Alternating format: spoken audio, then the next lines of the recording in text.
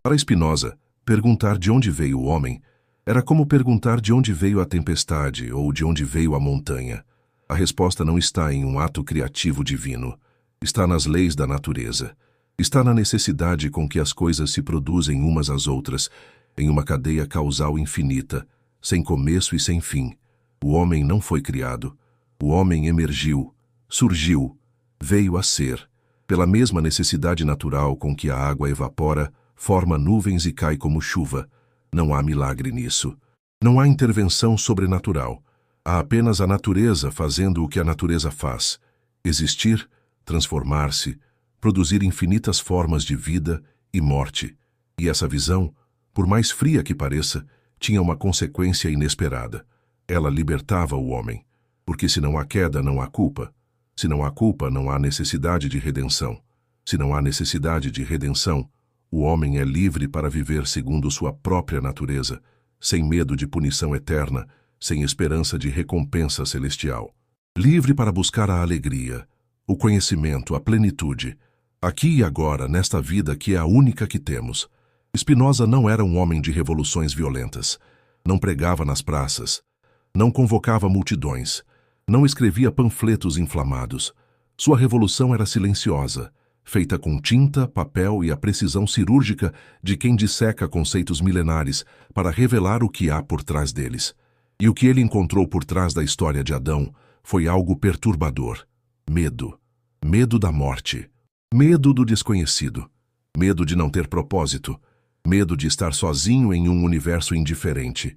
E para combater esse medo, a humanidade inventou narrativas. Narrativas que explicassem por que estamos aqui, por que sofremos, por que morremos. E a narrativa de Adão era perfeita para isso. Simples, didática, consoladora à sua maneira. Você sofre porque alguém pecou. Você morre porque alguém desobedeceu. Mas se você obedecer, se seguir as regras, se acreditar, você será salvo. A morte não será o fim. Haverá algo depois, algo melhor. Spinoza olhou para essa narrativa e viu sua utilidade. Viu por que ela funcionava, por que se espalhou, por que sobreviveu milênios. Mas também viu sua falsidade, porque ela não explicava a realidade. Apenas a revestia com uma camada de sentido artificial. E Spinoza não estava interessado em sentido artificial. Estava interessado na verdade nua, crua, implacável. Então, ele começou a escrever A Ética, sua obra-prima. Um livro que levaria quase 20 anos para ser concluído e que só seria publicado após sua morte, porque ninguém ousaria publicá-lo enquanto ele estivesse vivo. A Ética não era apenas um tratado filosófico, era um ataque frontal a tudo o que a religião ensinava sobre Deus, o homem e o mundo. E começava com uma proposição devastadora. Existe apenas uma substância, uma única realidade fundamental, e essa substância é Deus. Ou, se preferir, é a natureza. Porque para Spinoza, Deus e natureza são a mesma coisa.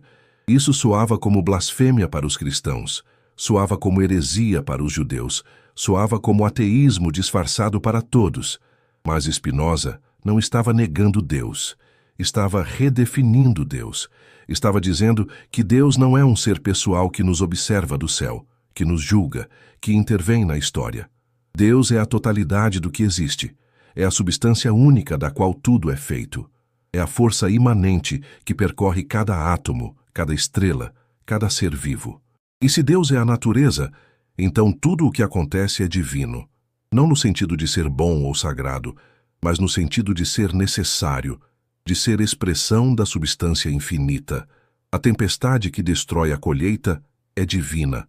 O predador que devora a presa é divino. A doença que mata a criança é divina. Não porque Deus queira essas coisas, mas porque Deus é essas coisas. Deus é o processo inteiro. Deus é a necessidade cega com que a natureza opera. E o homem? O homem também é divino. Também é modo da substância. Também é expressão necessária do infinito. Mas não é especial. Não é o centro da criação.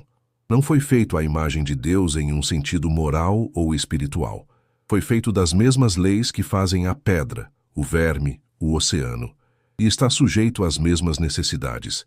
Aqui Spinoza fazia algo revolucionário. Ele retirava o homem do pedestal. Retirava a ideia de que somos diferentes, superiores, separados do resto da natureza por uma alma imortal ou uma centelha divina. Somos natureza, apenas natureza. Complexa, sim. Consciente, sim. Mas não menos natural do que a árvore ou o rio. E se somos apenas natureza, então a história de Adão não pode ser verdadeira. Porque Adão, segundo o Gênesis, foi criado diretamente por Deus, moldado do barro, animado por um sopro divino. Foi colocado no Éden, um lugar fora da natureza, um paraíso artificial, onde não havia morte, não havia dor, não havia necessidade. E só depois da queda, depois do pecado, é que Adão se tornou mortal, sujeito ao sofrimento, parte do mundo natural. Mas para Spinoza, isso era absurdo. Não há lugar fora da natureza. Não há estado anterior à mortalidade. Não há paraíso do qual caímos. Sempre fomos mortais. Sempre fomos sujeitos à dor. Sempre fomos parte do fluxo incessante de nascimento, crescimento, decadência e morte que caracteriza toda a existência finita. Então Adão, se existiu, não foi o primeiro homem. Foi apenas um homem. Um entre muitos. E a história de sua criação especial, de sua queda, de sua expulsão do paraíso, era uma metáfora, uma forma poética de expressar a condição humana, a consciência que temos de nossa finitude, a percepção de que sabemos que vamos morrer, a angústia que isso gera, e a necessidade de encontrar sentido, propósito, justificativa para essa existência breve e frágil. Spinoza não desprezava essa necessidade, entendia-a, sentia-a em si mesmo, mas recusava-se a satisfazê-la com mentiras consoladoras. Preferia a verdade dura à ilusão confortável, e a verdade para ele era esta: o homem não foi criado, o homem se tornou, através de processos naturais, através da mesma necessidade que transforma semente em árvore, que transforma nuvem em chuva, que transforma poeira estelar em planeta. Como exatamente isso aconteceu, Spinoza não sabia. Não tinha os conhecimentos de biologia evolutiva que surgiram séculos depois, mas tinha a intuição filosófica de que a vida não precisava de intervenção divina para surgir. Precisava apenas de tempo, de condições adequadas, da operação cega das leis naturais. E uma vez que a vida surgiu, ela se diversificou, se complexificou, e em algum ponto dessa complexificação surgiu algo novo, a consciência, a capacidade de perceber a si mesmo, de pensar sobre o pensar, de questionar a própria existência. E com a consciência veio o sofrimento único do ser humano. O sofrimento de saber que somos finitos, de saber que vamos morrer, de saber que tudo o que amamos, tudo o que construímos, tudo o que somos, um dia deixará de existir. Esse é o verdadeiro pecado original, não a desobediência de Adão, mas a consciência humana, a maldição e a bênção de saber demais, de ver além do momento presente, de projetar-se no futuro e no passado, de imaginar possibilidades, de desejar coisas que não temos, de temer coisas que ainda não aconteceram. E é por isso que criamos histórias, histórias como a de Adão, histórias que nos dizem que há um sentido por trás do sofrimento, que a morte não é o fim, que há justiça, recompensa, redenção. Essas histórias não são inúteis. Cumprem uma função psicológica importante.